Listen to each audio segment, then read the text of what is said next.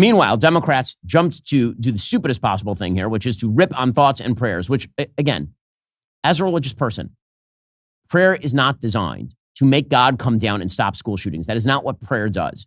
No one religious believes that when you pray, that God is somehow going to stop evil people from doing evil things. That is not what prayer is for.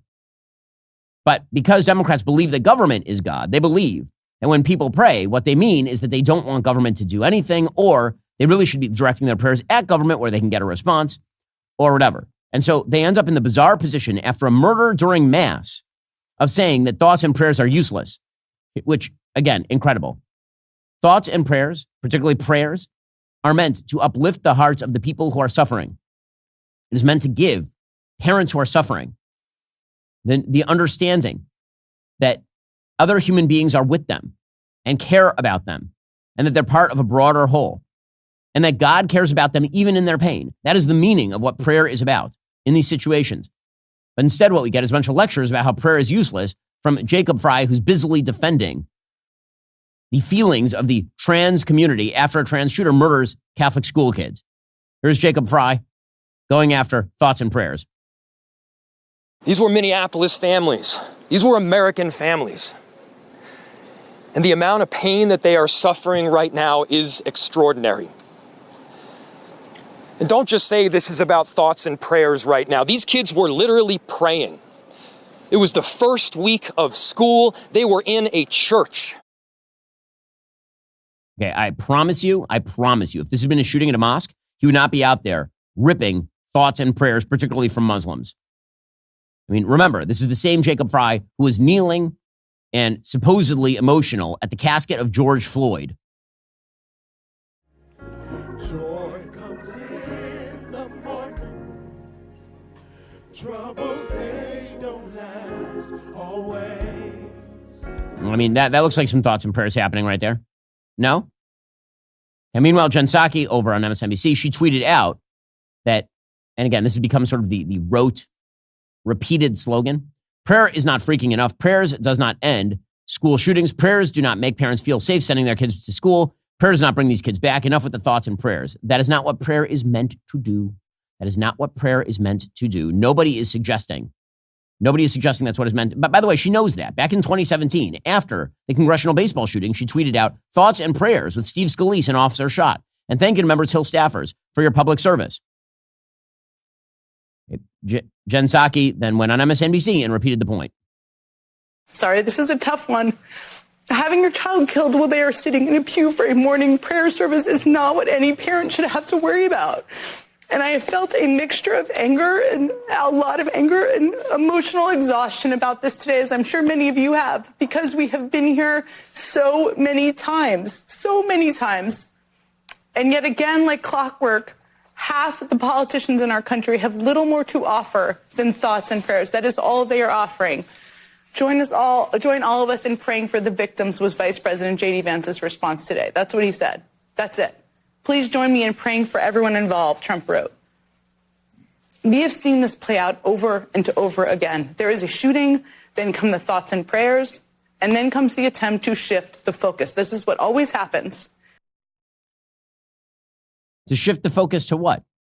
Okay, let's talk about some of the solutions. So first of all, this is the game that Democrats like to play. It's the do something game. Shouting at the wind, do something. And then they recommend invariably some sort of quote unquote solution that doesn't even remotely solve the problem. So they'll do something like claim that if we have an assault weapons ban, that will stop school shootings. It will not. They claim that if you, the law-abiding gun owner, are removed of your Second Amendment rights, then magically school shootings will be stopped. That of course, is untrue. And then they reject actual, real solutions. I've been saying for literally years that we should protect our kids the way that we protect our banks. It is an unfortunate reality that there are evil people who target children. This is why Jewish day schools, which have been long targeted for literally decades by people who don't like Jews, this is why security at Jewish day schools is a massive cost, a huge, huge cost. Multiple security guards all around campus, gates and fences and cameras and armed security guards. If that's what it takes to protect kids, then that's what we should have. And magical thinking about snapping your fingers and all the guns disappearing is not a solution. It's not even remotely a solution. But again, the goal for Democrats is to posture on the basis of this. That's what Gavin Newsom in California is doing. He tweeted out that this is sick. He said, we cannot even make it through the first week of school without mass shootings, and the GOP will continue to do absolutely nothing while our kids are being gunned down. This is sick. And then you have Ilhan Omar, who, again, but all these people are proponents of the Omni cause in broad, saying the same thing on MSNBC.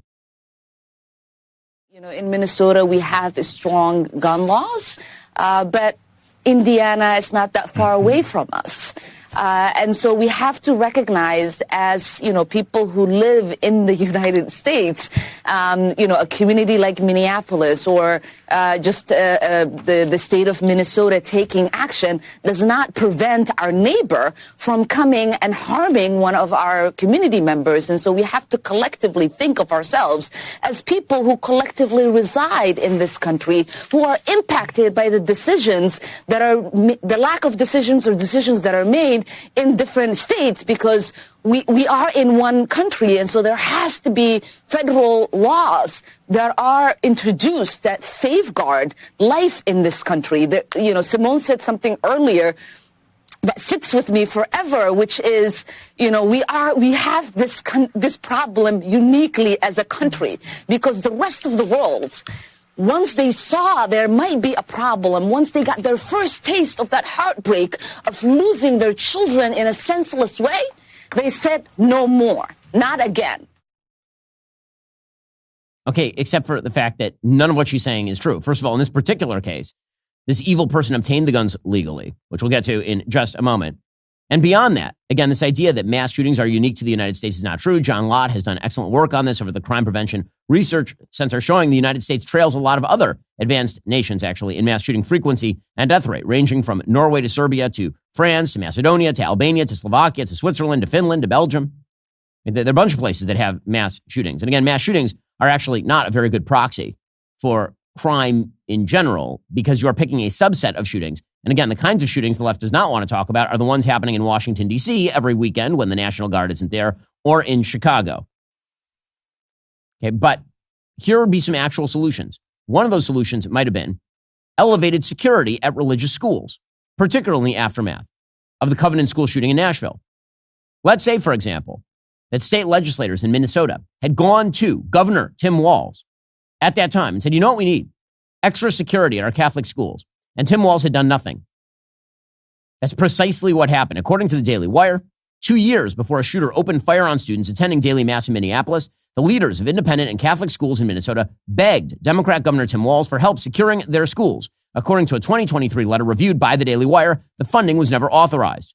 In a letter dated April 14th, 2023, that specifically addressed school safety in non-public schools, Tim Benz, president of Mindependent, and Jason Adkins, executive director of the Minnesota Catholic Conference, stressed an urgent and critical need in Minnesota to make sure our schools are secure and safe in light of recent and continuing attacks on our schools in this country and in our state. The letter tried to get security on behalf of not just Catholic schools, but independent Jewish, Christian, and Muslim non-public schools within the state of Minnesota. They wrote in their letter, the latest school shooting at a non-public Christian school in Tennessee sadly confirms what we already know: our schools are under attack. In Minnesota, non-public schools, particularly our Jewish and Muslim schools, have experienced increased levels of threats, all of which we must take very seriously.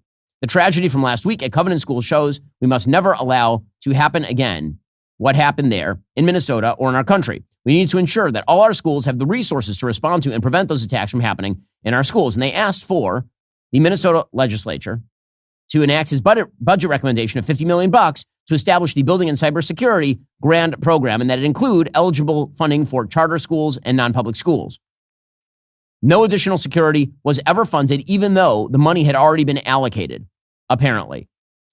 But Minnesota was very focused on making itself a transgender sanctuary state with presumably state funding for the transing of the children. Well, that's all for now, folks. Don't forget to like, subscribe, and comment your thoughts down below. Be sure to check out all of the other great content on my channel. I'll see you here next time.